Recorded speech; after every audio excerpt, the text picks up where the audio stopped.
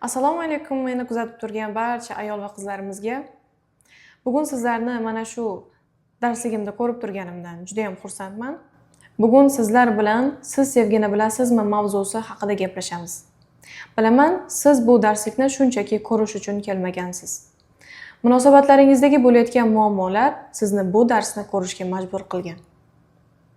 Va o'zi aslini olganda ham muammolar bizni hayotimizdagi nimanidir o'zgartirishimiz uchun sabab bo'ladi. Va bugun siz munosabatlaringizdagi muammolar sabab ilm olish yo'liga kirdingiz. Va hozir meni ko'rib turibsiz. Bundan men juda ham xursandman. Eng muhim narsa nima bu hayotda? Muammoni ortga surish. Shunchaki o'zi hal bo'ladi deyish. Juda ham ko'pchilik ayol qizlarimiz munosabatdagi muammolar bo'lib turadigan jarayon, o'zi yaxshi bo'lib ketadi, o'tib ketadi, vaqt o'tsa yaxshi bo'lib ketadi deyshadi. Va ular juda ham katta xato qilishadi. Hech qaysi bir muammo ortga surilganda, vaqtga tashlab qo'yilganda hal bo'ladigan jarayon emas. Muammo nimanidir o'zgartirish kerakligi haqida xabar beruvchi belgidir. Shuning uchun ham agar siz munosabatlaringizdagi muammoni doim ortga surib, yaxshi bo'lib ketadi, erkak kishi o'zi shunaqa bo'ladi, munosabatlarda bo'lib turadigan jarayon deb muammoingizni hal qilishni ortga surayotgan bo'lsangiz va juda ham ko'pchilik ayollar ortga surayotgan bo'lsa, bu munosabatlarni tugashiga olib keladi. Munosabatlarga juda katta zarar yetadi. Chunki kichik xatolar to'planib oxiri munosabatlarga haqiqatdan ham tugash nuqtasini qo'yishi mumkin. Shuning uchun ham bugun siz bu darslikni ko'rib turgan ekansiz. Men juda ham xursandman. Chunki siz ilm olishni xohlayapsiz. Mana shu muammoingizni hal qilishni xohlayapsiz. Bu o'zgarish uchun juda katta birinchi qadam hisoblanadi. Sizlar bilan endi mavzuni boshlaymiz. Mavzuyimiz nima? Siz sevgini bilasizmi? Sevgi mavzusi. Xo'p, o'zi sevgi nima? Biz mana shu savolga javob topishimiz kerak. Juda ham ko'pchilik ayol va qizlarimiz asosan sevgini baxtga bog'lashadi, hayotini mazmuniga bog'lashadi. Va ular xayol qilishadi. Meni sevadigan inson kelsin, meni qadrlaydigan inson kelsin, meni tushunadigan inson kelsin, menga sovg'alar beradigan inson kelsin, meni qo'llab-quvvatlaydigan inson kelsin deyshadi. Va buni orzu qilib kutishadi. O'zini xohlaydigan, idealidagi juftni xohlashadi. Lekin turmushga chiqqanlar esa nimagadir jufti bilan bo'lgan munosabatda qiynalishadi. Munosabatlarning boshida go'yoki hammasi yaxshi edi, lekin munosabatlarning davomida bu jarayon o'zgaradi. Juftingiz sizga kam e'tibor beradigan bo'lib qoladi, juftingiz sizga qo'pol gapiradigan bo'lib qoladi, juftingiz nimagadir sizni ayblaydigan bo'lib qoladi. Siz qancha mehr berishga harakat qilasiz, uni ko'ngliga qarashga harakat qilasiz, uni aytganlarini qilishga harakat qilasiz, lekin nimagadir buni oxiri juftingiz sizni ayblashi bilan yoki bo'lmasam juftingiz sizdan norozi bo'lishi bilan tugaydi. Turmushga chiqmagan qizlar juft topib baxtli bo'lishni xohlaydi. Turmushga chiqqan ayollar esa nimagadir jufti bilan munosabatlarda qiynaladi.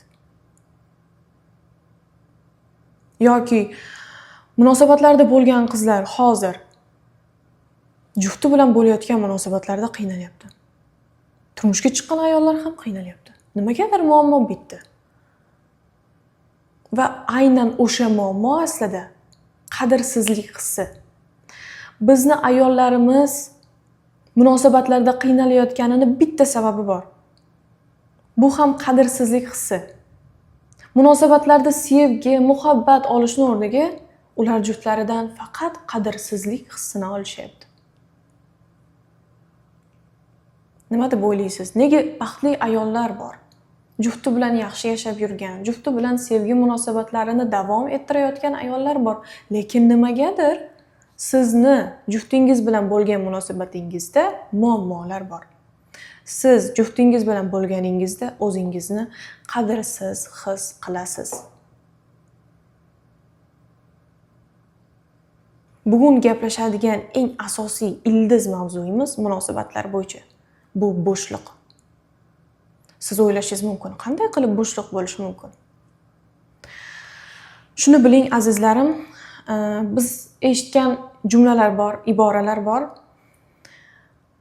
Yarimta inson, ya'ni meni yarmim kelish kerak, o'sha inson bilan to'liq bo'laman. Mana shunday ibora juda ham ko'p, juda ham keng tarqalgan. Men qachongina butun bo'laman, juft, ya'ni oila qursam, o'zimni sevgan juftimni topsam. Erkaklar ham sevgan juft qidiradi, ya'ni sevishni xohlaydi va o'sha jufti bilan birga to'laqonli, to'liq bo'lishni xohlaydi. Lekin bitta narsani unutishadi. Bu iborani juda ko'pchilik insonlar xato tushungan. Hech qachon yarimta inson bilan butun bo'la olmaydi. U yarimligicha qoladi. Qachonki ikkita to'liq inson birlashganda bir-birini to'ldiradi. Hech qachon ikkita yarim bir-birini to'ldira olmaydi. Bu iborani o'zgartirish kerak. Qachonki ikkita butun inson birlashsagina bir-birini to'ldiradi. Ikkita yarim bir-birini to'ldira olmaydi. Qanday qilib deyishingiz mumkin? Men sizlarga buni oddiy bir misol bilan tushuntiraman. Tasavvur qiling, sizni qorningiz och. Bizda bo'lgan-ku, urush davri bo'lgan yoki bo'lmasam ocharchilik payti bo'lgan. Hozir bizda u yo'q. Endi tasavvur qiling, shunchaki. Siz ham ochsiz, juftingiz ham och. Yeyish uchun bitta dona chaynab yutadigan narsangiz bor. Bitta dona. Siz uni mehr o'laroq juftingizga berasiz. Va juftingiz uni yeydi. Hech bo'lmaganda tanasiga nimadir kiradi. Mana bu ta'm retseptorlari o'sha yegan narsasini mazasini his qiladi. Tushunyapsizmi? Ya'ni bu yerda nima bo'ladi? Siz juftingizga beryapsiz, o'zingizni, ya'ni o'zingiz yeyishingiz kerak bo'lgan narsani juftingizga beryapsiz. Juftingiz bundan ozuqa olyapti. Va yana ertasi kun nimadir keladi. Ovqat, siz ochsiz, ovqatlanmagansiz, 1 kun, 2 kun, 3 kun, 4 kun, 5 kun ovqatlanmagansiz. Va yana siz u ovqatni kimga berasiz? Juftingizga berasiz. To'g'ri, men hozir yemay turay, juftimga bering. Yoki o'zingizga o'sha qanchadir qismidan, misol uchun deylik, ozginasini olib qolishingiz mumkin. Qolgan hammasini, ko'proq qismini juftingizga berasiz. Va juftingiz nima bo'ladi bu paytda? Nima bo'ladi? Haqiqatan ham unda sizdan ko'proq yegani uchun quvvat paydo bo'lishi mumkin tanasida, u to'yishi mumkin, lekin siz to'ymaysiz. Sizni o'sha kam ovqat yeb borishingiz vaqt o'tib, ya'ni siz o'zingiz ko'proq yeyishni o'rniga, ya'ni teng yeyishni o'rniga ko'proq juftingizga berasiz. Va bu paytda siz juftingizdan kamroq yeganingiz hisobiga, ozuqa yeganingiz hisobiga siz asta-sekin zaiflashib borasiz. Tanangizda quvvat kamayib ketadi, lekin juftingizda hammasi yaxshi. O'rtacha yaxshi. Buni biz hayotiy misolga oladigan bo'lsak, o'zgartiradigan bo'lsak, buni sevgiga bog'laydigan bo'lsak qanday bo'ladi? Bu shunchaki bir misol. Siz zaiflashaverasiz, qorningiz to'ymaydi, ozuqa kamayapsiz, siz zaiflashaverasiz tanangizdan, quvvat jihatidan. Juftingiz esa yaxshi holatda qoladi. Bundan nimani tushunishimiz mumkin?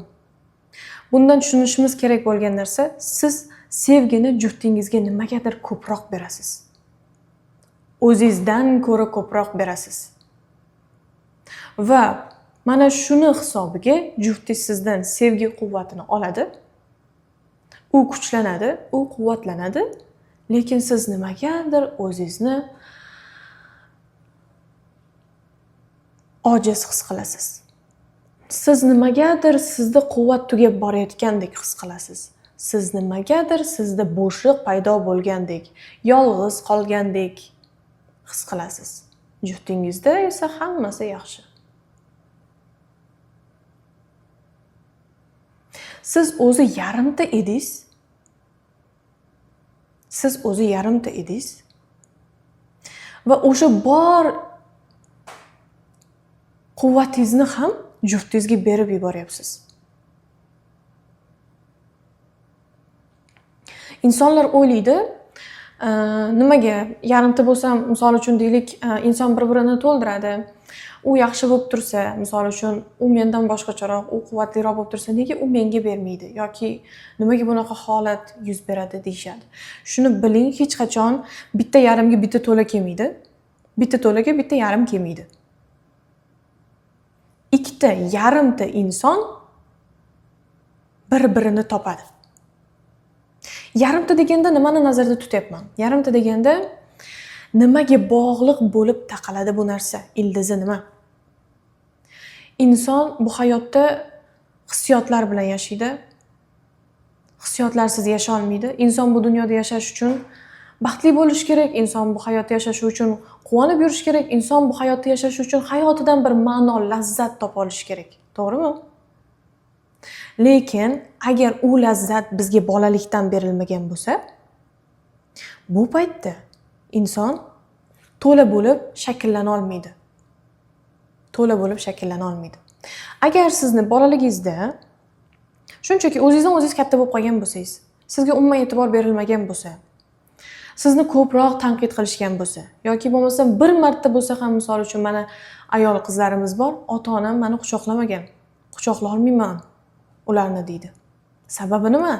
Chunki bolalikdan bu narsa yo'q edi. Va mana shunday mehr ko'rmay katta bo'lgan qizlar, yarimta ayollar, ular orzu qilishadi, juftim meni sevsin va juftimni men ham sevay, bir-birimizga mehr berib, birga baxtli yashaylik. Nimaga? Bolaligimdan ololmagan hissiyotlarimni endi juftimdan olay. Siz o'zingiz yarimtasiz, juftingiz ham sizga mos ravishda yarimta va juftingizni ham orzulari bor edi. Men sevib qolsam, men bir ayolga uylansam, u meni tushunadi, u menga mehr beradi, meni bo'shlig'imni to'ldiradi deydi. Siz ham bu yerda o'zingiz o'sha og'riqlaringiz bilan, bolalikdagi jarohatlaringiz bilan, mehr yetishmasligi, sevgi yetishmasligi, o'zidan o'zi katta bo'lib qolish. Mana shunday og'riqlar bilan katta bo'lasiz, yarimta bo'lib, va siz ham juftingiz sizni to'ldirishini, juftingiz sizga mehr berishini xohlaysiz. Bu qanday bo'ladi? Bu bo'lmaydi. Yo siz unga berasiz, yo u sizga beradi. Munosabatlar jarayonida ikkita yarim bir-birini to'ldirmaydi. Bittasidan olishga harakat qiladi. Erkak ayoldan olishga harakat qiladi. Ayol esa erkakdan olishga harakat qiladi. Bu go'yo bir yashash uchun kurashga o'xshaydi. Mana hozir o'tgan asrlarda qanchalik och qolishgan urushdan keyin, to'g'rimi, ota-bobolarimiz, va o'sha paytda insonlar shunchalik ovqatga tashna bo'lishganki, kimdirni o'ylashga qorni to'qmikin, men yemasam ham bo'laveradi, u yesin deyishmagan. Shunchalik och bo'lishganki, ular o'zlarini o'ylashdan boshqa chorasi bo'lmagan. Yashab qolish uchun o'zlarini o'ylashgan. Va hissiyotlar ham xuddi shunaqa. Inson bu hayotda yashab qolishi uchun hissiyot almashishi kerak. Va o'sha och qolgan insonlarni tasavvur qiling, ovqat talashadi, to'g'rimi? Endi siz yarimtasiz. Juftingiz ham yarimta va bu yerda endi ikkalangiz ham hissiyot talashasiz. Munosabatlar boshlanmasidan avval yoki boshlangandan keyin juftingiz sizga e'tibor beradi. Sizga sovg'alar beradi. Bu sizga juda ham yoqadi. Bu birinchi bosqich. Juftingiz sizga mehr beradi. Mehr ko'rsatadi, sovg'alar beradi. Siz unga asta-sekin bog'lanishni boshlaysiz, yaxshi ko'rishni boshlaysiz. Hissiyotdan unga ochilishni boshlaysiz. Va bu munosabatlarning birinchi jarayoni. Ikkinchi jarayonida nima bo'ladi? Asta-sekin nimagadir sizni juftingiz bu xatti-harakatlarni takrorlamay qo'yadi. Va takrorlamay qo'yganini hisobiga sizda endi xavotir paydo bo'ladi. Nimaga munosabatlarning boshida yaxshi edi, e'tibor bermayapti. Keyin nima deysiz? Menga e'tibor bermayapsiz deysiz juftingizga. Menga yetarlicha vaqt ajratmayapsiz. men bilan suhbatlashmayapsiz, meni qo'llab-quvvatlamayapsiz, siz avvalgidek emassiz, siz meni avvalgidek sevmaysiz. Mana shunday gaplarni juftingizga aytasiz. Va juftingiz bu paytda qanday bo'ladi? Tasavvur qiling. Ya'ni sizni mehrga muhtoj ekanligingizni ko'radi. Sizni unga muhtoj ekanligingizni ko'radi va nima bo'ladi? Tabiiyki, u o'zini yaxshi his qiladi. Chunki meni mehrimga muhtoj odam bor. Chunki meni sevadigan odam bor. Men unga e'tibor bermasam ham, u meni yonimda qoladi. Mana shunday inson bor. U o'zini yaxshi his qiladi bundan. Ya'ni yalinishingizdan yaxshi his qiladi. E'tibor talab qilishingizdan o'zini yaxshi his qiladi. Endi bu yerda keyingi jarayonlar boshlanadi. Bu ikkinchi qism. E'tiborsizsiz deb janjal qilishni bu mana shu narsa ikkinchi qism. Xo'p, munosabatlarning 3-bosqichida nima bo'ladi? Endi nimagadir siz juftingizdan xafa bo'lasiz, munosabatlarni to'xtatmoqchi bo'lasiz. Ariza olasiz yoki gapirmaysiz. Endi juftingiz sizga e'tibor berishni boshlaydi qayta. Chunki sizni voz kechmaydi deb o'ylagandida. Siz uni tashlab ketmasligingizga ishongandida. Lekin endi siz asta-sekin sovib munosabatni to'xtatmoqchi bo'lganingizda, u sizga yana qaytib keladi nimagadir. Va yana sizga qayta o'sha mehrni berishni boshlaydi avvalgidek. Xatosi bo'lsa uzr so'raydi. Sovg'a berish mumkin. Sizni ko'nglingizga yana qayta kirishga harakat qiladi. Va bu paytda nima bo'ladi? Tabiiyki siz uni yana kechirishingiz mumkin. Tabiiyki siz uni yana hayotingizga qabul qilishingiz mumkin. Va undan keyin siz yana ham bog'lanib qolasiz. Nimaga? Chunki siz u insondan xafasiz. Hali u xafalik ketmagan. Siz ham yaxshi ko'rasiz, ham xafasiz. Bu hissiyot ikkalasi aralashib, u insonga ko'proq diqqatingizni qaratasiz. Unga hissiy bog'lanib qolasiz. Va buni hisobiga yana munosabatlaringiz davom etadi. Nimagadir bundan keyin yana juftingiz o'zgarib qoladi. Yarashganingizdan keyin yana nimagadir juftingiz sizga qo'pol gapirishni boshlaydi. Siz o'ylaysizki, men unga ko'proq e'tibor bersam, gaplashishga harakat qilsam, ko'ngliga qaraydigan bo'lsam, balkim o'sha juftim yana avvalgidek mehr berar deb umid qilasiz. Lekin unaqa bo'lmaydi. Munosabatlaringiz nimagadir borgan sari orqaga ketishni boshlaydi. Bo'shliq mavzusi bu juda katta mavzu. Bo'shliq bu bolaligimizdagi to'lmagan ehtiyoj. Bolaligimizdagi to'lmagan ehtiyojni endi biz katta bo'lib juftimiz to'ldirishini xohlaymiz. Va juftimizdan kutamiz.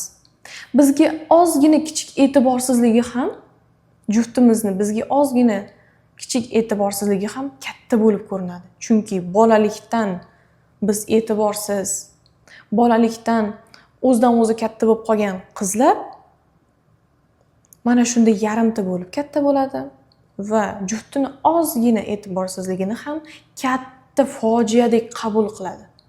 Chunki u yaraga tegadi. Tasavvur qiling, bir qo'lingizni kesib oldingiz, to'g'rimi? Qo'lingizni kesib oldingiz va u yeringiz o'zi achishyapti. Nimalargadir e'tibor berib ish qilib yurganingizda, ya'ni og'riqni unutib ish qilib yurganingizda, siz bu og'riqni kamayganini his qilasiz. Og'riqni sezmaysiz. Lekin bu og'riqqa shundoq kelib, qarab, uni qo'lingiz bilan bosgan paytingizda bu og'riq og'riydi. Xuddi mana shunday juftingiz ham sizga ozgina e'tibor bermaganning hisobiga sizni yarangizga tegadi va bu sizni juda qattiq og'ritadi. Shuning uchun ham mana shu bo'shliq bilan ishlash muhim. Meni qabulimga bir qiz keldi va u qizni asosiy savoli nima edi bilasizmi? Nimaga meni sevgan insonim boshida meni yaxshi ko'rgandi, meni sevgandi, meni qadrlagandi. Men uni tanlagandim shuncha inson ichidan, shuncha meni yaxshi ko'rganlarning ichidan. Lekin nimaga bunaqa o'zgarib qoldi deb savol bilan keldi. Men ularga savol berdim. Siz juftingizni qaysi sifatini yaxshi ko'rib tanlagansiz dedim. U qiz javob berdi. Bilasizmi, juftimga qaysi sifatlari yoqqan? Eng yoqqan tarafi, ular meni himoya qilgan. Kimdan himoya qilgan desam, ya'ni boshqa bir insonlar ishxonada birga ishlaganmiz, ulardan himoya qilgan.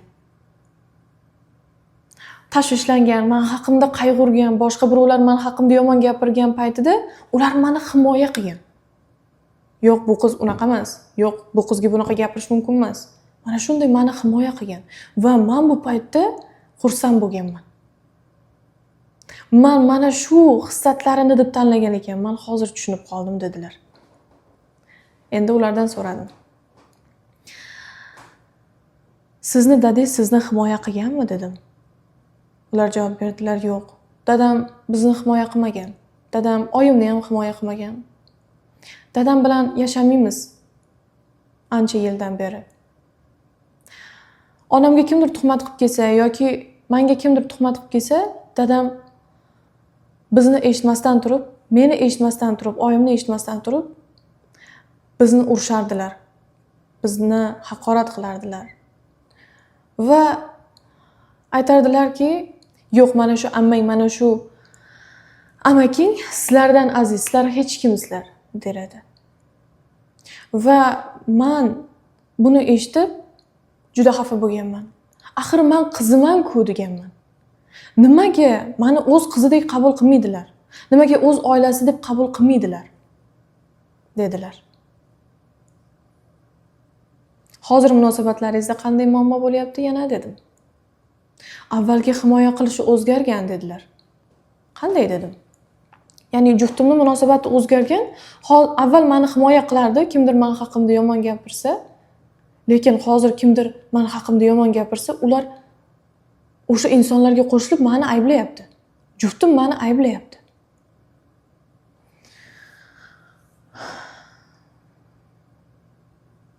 Bu yerda ajoyib bir javob bor. Bolaligimizdagi biz, ya'ni mana shu qiz bolaligidagi otasidan ololmagan hissiyotni juftida ko'rgan, munosabatni boshida ko'rgan.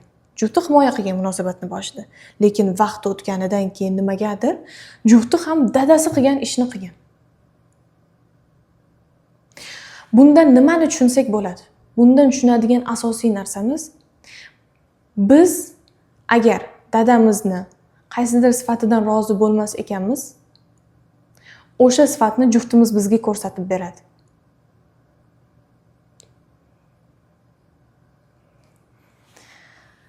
Munosabatlarni boshida bu qiz nima sabab tanlagan edi juftini? Dadasi bermagan hissiyotni juftida ko'rgani uchun, jufti bergani uchun. Demak, nimani to'ldirdi bu qizdagi? O'sha bo'shlig'ini to'ldirdi. Va bu qiz ishondi, o'zini himoyada his qildi. Chunki jufti himoya qildi. Dadasi bermagan hissiyotni berdi. Dadasi ko'rsatmagan xatti-harakatni ko'rsatdi. Va lekin oradan vaqt o'tdi. Xuddi dadasi nima qilgan bo'lsa, jufti ham shu xatti-harakatni takrorlayapti. Nimagadir. Mana juda ham ko'pchilik ruhiy mutaxassislar aytishadiki, agar siz otangizdan norozi bo'lsangiz, juftingiz ham xuddi shunaqa bo'ladi deyshadi. Ya'ni shuni biling azizlarim, juftingiz 100% dadangizni takrorlamaydi. Juftingiz sizni, dadangizni qaysidir sizga yoqmagan xislatlarini takrorlaydi. Shuning uchun ham biz bolalikdagi bo'shlig'imizni to'ldirmas ekanmiz. Tashqaridan sizga qancha e'tibor kelmasin, bu bo'shliqni to'ldira olmaydi. Bu bo'shliq qachon to'ladi? Ichki bolalik bilan ishlaganingizda, ichki ota-ona bilan ishlaganingizda. Chunki ichki bola norozi ota-onasidan. Va bu norozilik ketmas ekan, sizni bo'shlig'ingiz doim bo'shliqligicha qoladi. Sizni ota-onangiz sizni kamchiliklaringizni aytib qabul qilmagan bo'lsa yoki shunchaki o'zingizdan o'zingiz shunchaki katta bo'lib qolgansiz, ota-onangiz bilan vaqt o'tkazmagansiz, ota-onangiz siz bilan birga o'ynamagan, ota-onangiz siz bilan suhbatlashib o'tirmagan. Shunchaki o'zingizdan o'zingiz katta bo'lib qolgan bo'lsangiz, biling, bunaqa katta bo'lgan farzandlar o'zini bu hayotga keraksizman deb o'ylaydi. Ya'ni ota-onamga keraksizman deb o'ylaydi. Va uyida juda ham ko'p janjal ko'rgan qizlar men bu hayotga bekorga kelibman. Ota-onam men tug'ilganimda qiynalmas edi deb o'ylaydi. Va ulardagi yashash quvvatini kamligi, ya'ni men ota-onamga kerak emasman. Meni ota-onam xohlashmagan, meni ota-onam e'tibor berishmagan. Mana shunday fikrlar uni qadrsiz his qilishiga olib kelgan. Bola o'zini bolaligidan qadrsiz his qilgan. Va bu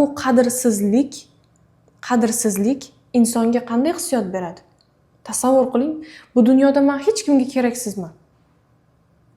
Inson bu dunyoda kimgadir kerak bo'lishni xohlaydi. Kimgadir kerak bo'lishni xohlagan payti u yashashni xohlaydi. Agar bola men hech kimga keraksizman deydigan bo'lsa, undagi yashash xohishi kamayib ketadi. Bolalikdagi ehtiyoj to'lmaganini hisobiga hozirda juda ham ko'p qizlarimiz va ayollarimiz munosabatlarda bolalarcha xatti-harakatlarini davom ettirmoqda. Bu ariza bo'lish, bu xatolarini aytish, bu kamchiliklarini aytish, bu orqali juftini pushaymon qildirish va uzr so'rashga bo'lgan ichki ehtiyoj, uzr so'rab sizdan va sizga yaxshi gapirishi, sizni istaklaringizni amalga oshirib berishini xohlaysiz. Ya'ni bu bizda bolalikdan rivojlanadi bu xatti-harakatlar. Chunki bola o'ylaydiki, ha demak, men arazlab olsam, demak menga ko'proq e'tibor berar ekan. Demak, men xarxasha qilsam, norozi bo'lsam, xatosini aytadigan bo'lsam, uzr so'rar ekan va qilib berar ekan. Aynan mana shunday konsultatsiyamga juda ham ko'p qizlar kelishadi. Men arazlab olaman. Xo'p, arazlashish sababi nima desam, ular aytisharki, meditatsiya jarayonida aniqlanadi o'zi. Yo'q, men xohlayman, mendan qayta-qayta so'raganida men qadrli his qilaman o'zimni. Shuning uchun ham arazlab olaman. Juftimga xatolarini aytaman. Meni yaxshi ko'rmaysiz deb aytaman. Lekin meni yaxshi ko'rmaysiz deganimni orqasida aslida yo'q, seni yaxshi ko'raman deyishini xohlayman deyshadi. Xuddi mana shunday. Munosabatlarda doimiy ariza, bu aytganimdek, birinchi, ikkinchi, uchinchisida ham zo'r ishlashi mumkin. Arazlab olish, juftingizni xatosini aytishingiz, bu ishlashi mumkin. Lekin 4-chi, 5-chi, 6-chi xatti-harakatda, ya'ni bularni takrorlaganingizdan keyin sizni bu bolalarcha xatti-harakatingizdan juftingiz charchaydi. Siz ham ko'proq mehr berasiz, mehr olmaganingizdan keyin bolalarcha xatti-harakatga o'tasiz. Buni hisobiga ikkita juftlik o'rtasida juda katta norozilik kelib chiqadi. Juftingiz sizga qaraydi, bolalarcha xatti-harakatingiz juftingizga yoqmaydi. Siz esa bu xatti-harakat orqali aslida o'zingiz xohlagan narsaga erishmoqchisiz. Ya'ni noto'g'ri yo'l bilan. O'zi aslida to'g'ri-noto'g'ri yo'q, bu biz bolaligimizdan o'rganib kelgan mexanizm hisoblanadi. Shuning uchun ham bolalikdagi ehtiyojlar bilan ishlash muhim. Bolalikdagi ehtiyojimiz yopilmas ekan, biz munosabatga kirishganimizda aynan nimagadir bolacha xatti-harakatlarimiz davom ettiramiz. Va bu aynan o'sha bo'shlig'imizni to'lmasligiga olib keladi. Bo'shliq qachon to'ladi? Bo'shliq qachonki bolalikdagi ehtiyoj yopilgandan keyingina to'ladi. Bolalik ehtiyoji nima? Bolalik ehtiyoji mehr. Bu shunchaki seni yaxshi ko'raman degan so'z, sen menga keraksan degan so'z. Buni bola bolaligidan ololmaganidan keyin uni tashqaridan kutishni boshlaydi. Avval aytganimdek, tashqaridan siz nimanidir kutyapsizmi? Demak, u ichkarida yo'q. Unga ya'ni siz tashqaridan nimani kutayotgan bo'lsangiz, ichkarida sizning ehtiyoji juda kuchli o'sha. Sen keraksan degan so'zga, seni yaxshi ko'raman degan so'zga. Agar siz juftingizdan mana shu so'zlarni talab qilayotgan bo'lsangiz. Shuning uchun ham bolalik ehtiyoji bilan ishlash juda ham muhim. Va aynan mana shu mavzuda juda ham ko'pchilik ayol qizlarimiz qiynalayotgani uchun men kurs yozdim. Va bu kurs aynan bolalikdagi ehtiyojga qaratilingan. Nimaga o'zi mana shu bitta darslikdan ham xatolarimni to'g'rilab, tuzatib olsam bo'lmaydimi, munosabatlarim yaxshilanmaydimi deyishingiz mumkin. Siz tasavvur qiling, bolaligingizdan to hozirgacha necha yoshga kirdingiz? 20, 25, 30, 35, 40, 45. Siz mana shuncha yil davomida bu mexanizm bilan yashagansiz. Bu mexanizm qaysi? Munosabatlaringizda ariza olish, munosabatlaringizda faqat xatosini aytib turib, uni o'zgartirishga harakat qilish. Ya'ni bu mexanizmni siz yillar mobaynida qayta siz buni faqatgina juftingizga qilmagansiz, buni boshqa bir dugonangizga qilgan bo'lishingiz mumkin. Buni atrofdagi insonlaringizga qilgan bo'lishingiz mumkin. Va mana shuni o'zgartirish uchun sizga ketma-ketlikda beriladigan ilm va texnikalar kerak bo'ladi.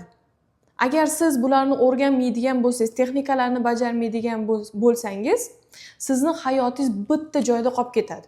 Tasavvur qiling, bu hayotda nimaga biz bitta joyda qolib ketamiz? Nimaga munosabatlar yaxshilanmaydi?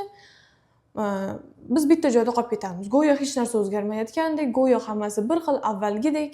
Nimagadir bitta joyda. Qimirlash yo'q, ya'ni o'sish yo'q.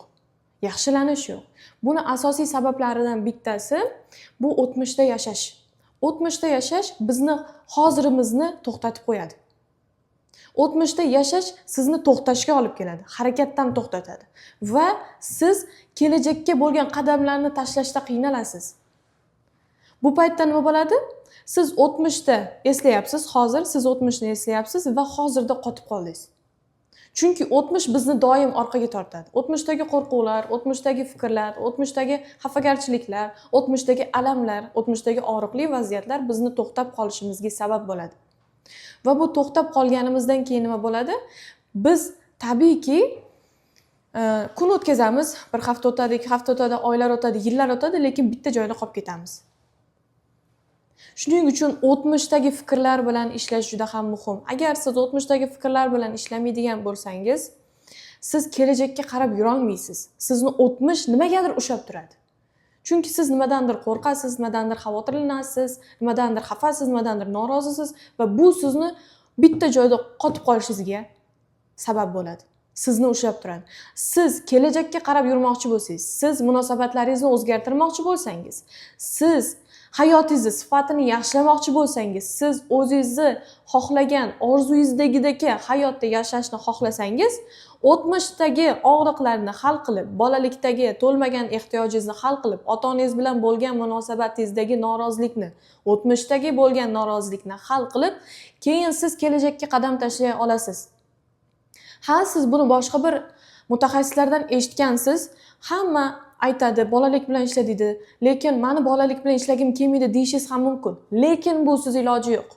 Lekin o'tmish bilan ishlamasdan turib siz kelajakda zo'r yashashingizni, yaxshi yashashingizni, o'zingiz istagan hayotda yashashingizni imkoni yo'q. Chunki o'tmish hal bo'lmas ekan, hozirdagi ichki holatingiz yaxshilanmaydi va bu ichki holatingiz sizni bitta joyda saqlab turadi va bu kelajakka ham ta'sir qiladi.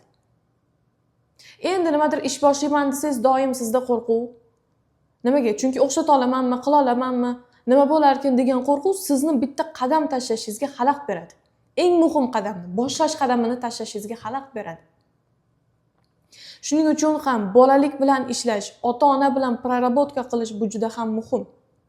Va agar siz haqiqatdan ham munosabatlaringizdagi qadrsizlikdan charchagan bo'lsangiz, haqiqatdan ham o'zgarishni xohlasangiz va o'zingiz istagan hayotga chiqishni xohlasangiz, ya'ni o'zingiz istagan hayot qanday hayot edi? Bolalikdan biz hayotimizni orzu qilgandik, rejalashtirgandik. Men bu o'qishga kiraman, bu sohada ishlayman, yaxshi juftim bo'ladi, farzandlarim bo'ladi. Ya'ni nimalarnidir siz hayotingizda orzu qilgandek, sayohat qilaman. Va bu orzularni amalga oshirish uchun sizga yangi bilim kerak. Siz hech qachon o'tmishdagi norozilik, alam, xafagarchilik bilan to'lgan miyangizni yangi bilim bilan almashtirmas ekansiz. Siz kelajakdagi o'zingiz xohlagan hayotga erishishingizda jarayonlar sekinlashadi. Siz bitta joyda qotib qolasiz. Shuning uchun ham o'tmishdagi fikrlar bilan ishlash juda ham muhim. O'tmishdagi fikrlarni bolalik ehtiyoji bilan, ota-onadagi norozilik bilan, mana shu narsalarni kuchli prarabotka qilib ishlamas ekansiz, sizdagi hozirgi holatingiz bundanda yomonlashishi mumkin. Chunki tasavvur qiling, bolaligingizdan asta-sekin sizdagi norozilik yig'ilib bordi. Yig'ildi, 20 ga kirdingiz, 30 ga kirdingiz, 40 ga kirdingiz. Keyin bu xafagarchilik yig'ilib norozilik yig'ilib yillar o'tib alam yig'ilib nafratga o'tadi. Va bu paytda nima bo'ladi? Tabiiyki, siz atrofni ayblaydigan, qoralaydigan, jahldor, jizzaki insonga aylanib qolasiz. Siz xohlamaysiz bunday insonga aylanishni. Lekin nimagadir ichingizdan doim asabiysiz, jahlingizni ichingizga yutasiz, tashqaridagilar bilan yaxshi muomala qilish kerak deysiz, lekin uyingizga borganingizda farzandingizga yomon gapirib qo'yishingiz mumkin, urishingiz mumkin. Yoki ukangiz bilan, opangiz bilan, singlingiz bilan, hattoki ota-onasi bilan ham urushib qoladigan ayollarimiz kam emas. Buni asosiy sababi nima? Norozilik yig'ilib hozirgi kunga kelib nafratga aylangan. Mana shu narsalarni hal qilmagunizcha, mana shu o'tmishdagi fikrlarni hal qilmagunizcha siz yaxshi o'zingiz istagan hayotga chiqa olmaysiz. Shuning uchun ham muhim bo'lgan narsa bu bolalik bilan ishlash va ota-onadagi, ya'ni ota-onamizga nisbatan noroziligimizni hal qilish, rozilikka aylantirish. Va aynan men o'zimni kursimda mana shu ikkita eng muhim darsni qo'shganman. Siz tushunib qolasizki, bu ikkita darsni ko'rganingizdan keyin sizda nima o'zgaradi? Sizdagi birinchi to'lmagan bo'shlig'ingiz, ehtiyojlaringizni qanday to'ldirishni bilasiz. Atrofdan e'tibor, mehr kutishingiz to'xtaydi. Ota-ona bilan ishlaganingizda noroziligingiz ketadi, pulingizga baraka qo'shiladi, ishlaringiz yaxshi rivojlanadi. O'zingizni yaxshi his qilasiz, o'zingizga bo'lgan ishonchingiz ortadi. Bu ikkita dars eng muhimi va qolganlarini ham sizga saralab berganman. Eng muhim darslar. O'zi bu kurs umumiy 8 ta darsdan iborat. Uni ikkitasi bolalik ehtiyojlari va ota-ona bilan ishlash. Qolgani esa abyuz munosabatlari nimaga sizda aynan takrorlanyapti? O'zga bo'lgan ishonch, chegara o'rnata olmaslik sabablari, bularni barchasini mana shu 8 ta darsimda berib o'tganman. Va bu 8 ta darsimda 8 ta texnika beriladi. Har bitta darsdan keyin siz dars ko'rasiz, texnika bajarasiz. Dars ko'rasiz, texnika bajarasiz. Va har ikkita darsdan keyin siz bilan jonli suhbat olib boraman. Jonli suhbat guruh shaklida bo'ladi va siz ko'rgan darsliklaringiz asosida tug'ilgan savollaringizni berasiz va men ularga javob qaytaraman. Agar siz ham hayotingizni sifatini yaxshilashni xohlasangiz, sevimli ayol bo'lishni xohlasangiz, ichki xotirjamlikka erishishni xohlasangiz, baxtli hayotdan rohatlanib yashashni xohlasangiz, barcha atrofdagi insonlaringiz bilan munosabatingizni yaxshilashni xohlasangiz, ota-onangiz bilan, aka-ukangiz bilan, juftingiz bilan eng muhim munosabatlarni yaxshilashni xohlasangiz va bu kursda o'qish istagi sizda paydo bo'lgan bo'lsa, videoni tagida havola qoldiraman, u yerdan ro'yxatdan o'ting va men sizga bepul diagnostika qilib beraman. Bepul diagnostikada siz bilan suhbat olib boraman va sizdagi munosabatlaringizdagi muammo asosan nimadan paydo bo'lgan? Uni sabablarini ko'rsatib beraman. Va sizda kurs haqida savollar bo'ladigan bo'lsa, ularni barchasiga javob berib o'taman. Va videoni boshida sizlarga va'da qilganimdek texnika beraman degan edim. Texnikani mana shu videoni tagida havola qoldirganman. Havola orqali o'tib bajarishingiz mumkin. Texnikani ham pastdagi havola orqali o'tib olishingiz mumkin. Sizlar bilan keyingi dars va kurslarda ko'rishguncha xayr.